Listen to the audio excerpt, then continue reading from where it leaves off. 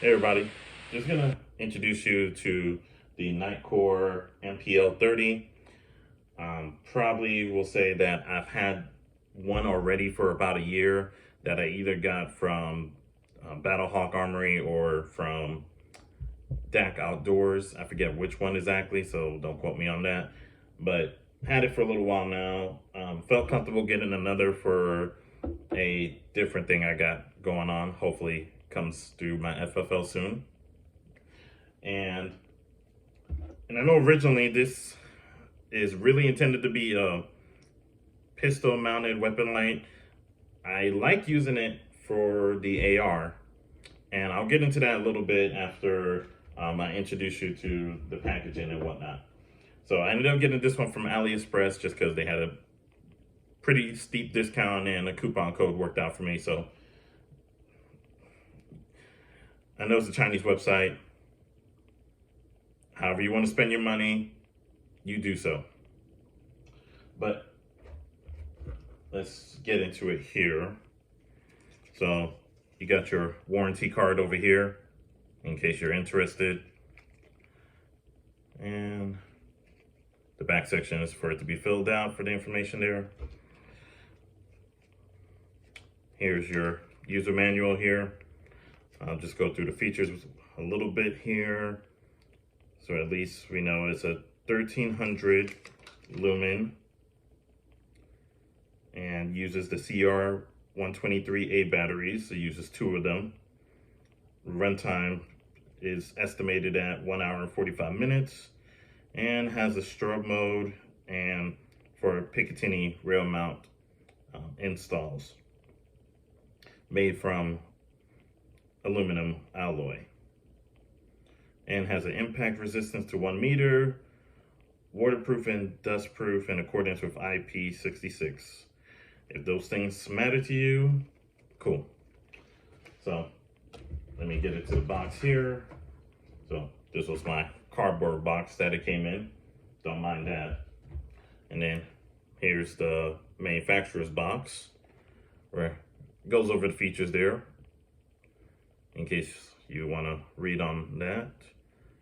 Can't say there's anything else that I haven't mentioned that is like super important to me, but here you go with the main features. And it says 1200. I might have misspoken and said 1300, but 1200 lumens. Excuse me on that. But again, here's the front.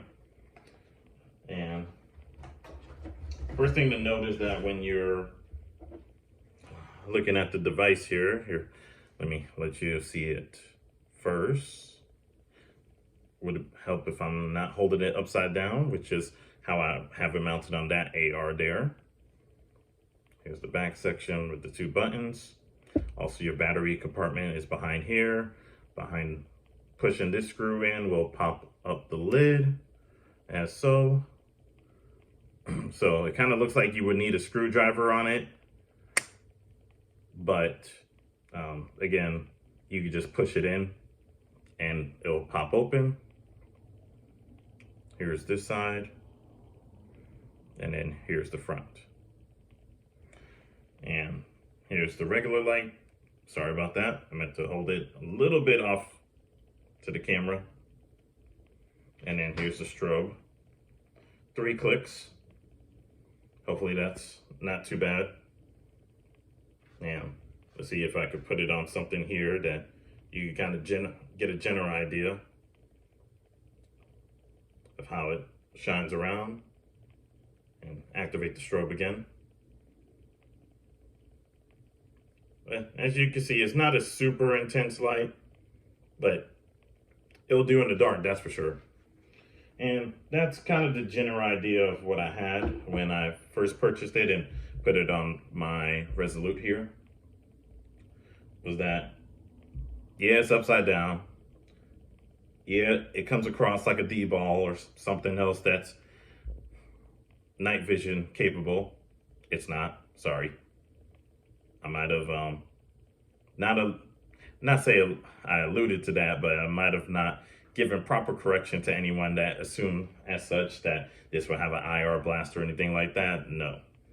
I have one thermal device. That's about the most I'll do at this point right now. excuse me. For the most part, night vision is still, my head is too smooth, as well as my brain, into that game.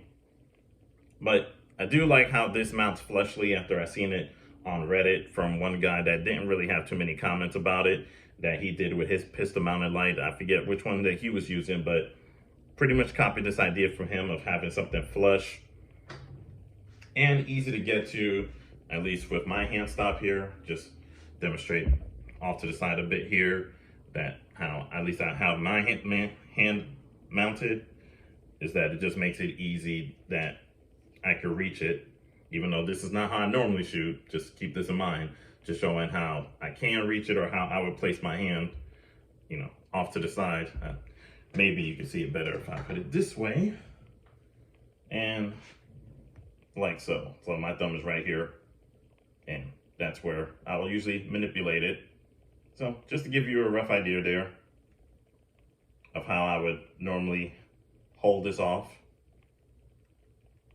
And there you go.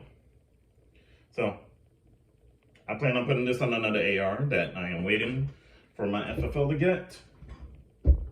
More on that later, but I'll say for the past year, this has been working well for me. Don't really have any major complaints. Would I say that it chews through the CR 123s? Yeah, but I did end up getting rechargeable batteries, so I would say if you are, well, actually, this one is not too bad. I did have to replace it after a year that it went dead. But overall, I would say, even with a couple of other, I have some handheld weapon lights. And I shouldn't really call it a weapon light, I'll just call it a handheld light, just because I don't have it mounted to anything, but it does have like the serrated edges behind it, so I can use it as an impact for like a car door, or, I mean, not a door, but the car mirror or window. Words are hard. Okay, but I can use that as an impact tool basically, but that tends to burn through CR 123s pretty frequently as well, every 6 months I say, just because I end up using it randomly around the house if I have a blackout or whatever. But I would say definitely invest into chargeable batteries or rechargeable batteries for something like this or anything else that you haven't running into CR 123s. Someone that's more into batteries can tell me otherwise. That's cool. If you say that you should go with disposables, perfectly acceptable. I have still some disposables left over from when I first started purchasing, when I first, purchased this unit, and that I kept extra, that I'm still kind of working through that stash, so to speak. But I went ahead and got some rechargeables just because I feel like in the long run, that'll serve me better instead of having to go through so many disposable ones. But there it is. Just wanted to talk to you a little bit about it and give you a little bit of an unboxing that isn't really an unboxing, sorry. Couldn't really help myself to open the package first, but like I said, at least when you first open it, you will have your batteries already inserted inside. I probably wanted to mention in the beginning, but you have to tear this tag off when you do get inside the battery compartment here. And just in case if might have missed out the first time, go ahead and let's pop that again. Then you can see here, and the tag will be around here somewhere in the middle, and then you'll be able to activate it when you close it.